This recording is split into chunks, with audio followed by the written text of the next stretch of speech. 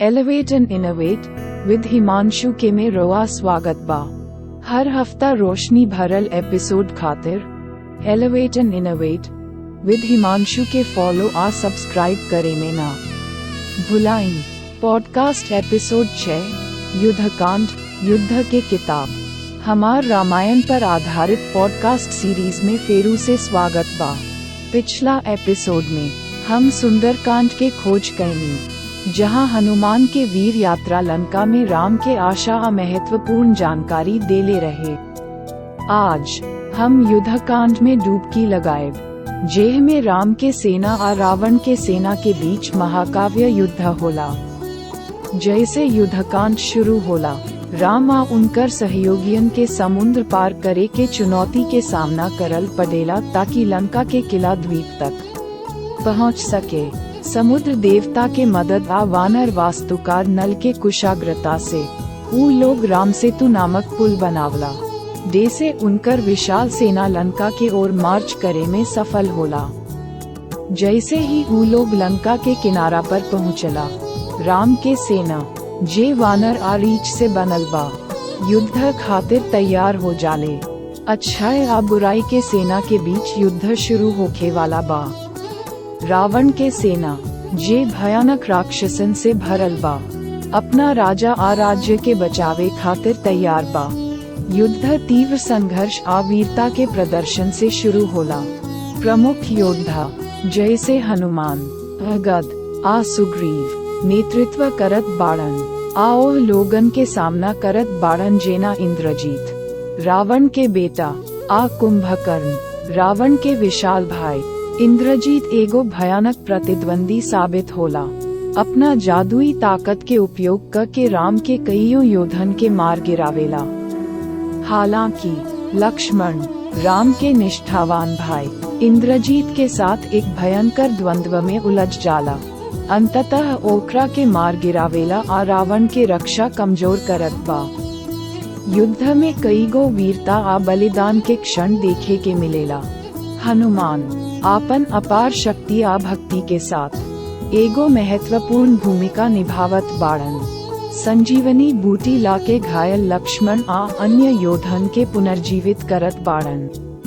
संघर्ष उच्चतम बिंदु पर पहुंच जाला, जबकि दोनों पक्ष भारी नुकसान झेलत बा। अराजकता के बीच राम आ रावण आखिरकार एक दूसरा के सामना करत बाड़न। उनकर महाकाव्य द्वंद्व टाइटन के टकराव के रूप में होला, जे अच्छाई आ बुराई के बीच के शाश्वत संघर्ष के प्रतिनिधित्व करेला। रावण आपन 10 सिर आ बेजोड़ ताकत के साथ एगो भयानक प्रतिद्वंदी साबित होला। हालांकि राम दिव्य हथियार आ अधिक संकल्प से लैस होके बेजोड़ कौशल आ धार्मिकता के साथ लड़त बाड़न। लंबा आ भयंकर युद्ध के बाद राम अंततः रावण के हरा देत बाड़न। ओकरा के एगो शक्तिशाली बाण से मार गिरावेला जे देवत्वन द्वारा आशीर्वादित बा। रावण के मृत्यु धर्म, धार्मिकता के अधार्मिकता पर विजय के प्रतीक बा। रावण के गिरला के साथे राक्षस सेना भाग जाले आ लंका हार मान लेला। राम के विजय के उनकर सहयोगियन द्वारा मनावल जाला आ सीता आखिरकार आपन प्रिय से मिल जाली। हालांकि परीक्षा अभी खत्म नहीं भइल बा। सीता अपना पवित्रता के साबित करे आ कोई संदेह दूर करे खातिर अग्नि परीक्षा से गुजरत बाड़ी आ बिना कवनो नुकसान के बाहर निकलत बाड़ी, जैसे उनकर शुद्धता आ भक्ति के पुष्टि हो जाला।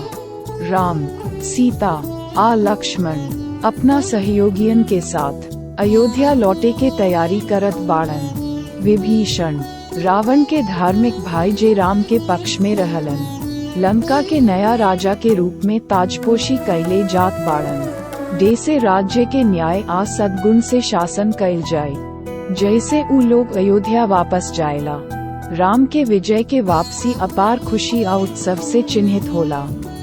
अयोध्या के लोग आपन सही राजा के वापसी के बेसब्री से इंतजार करत बा। राम के राज्याभिषेक एगो भव्य कार्यक्रम बा, जे व्यवस्था आ धार्मिकता के पुनर्स्थापना के प्रतीक बा। युद्धकांड महाकाव्य युद्ध अच्छाई के बुराई पर अंतिम विजय, आ साहस, वफादारी, आ धार्मिकता के गहन मूल्यों के प्रदर्शन करेला।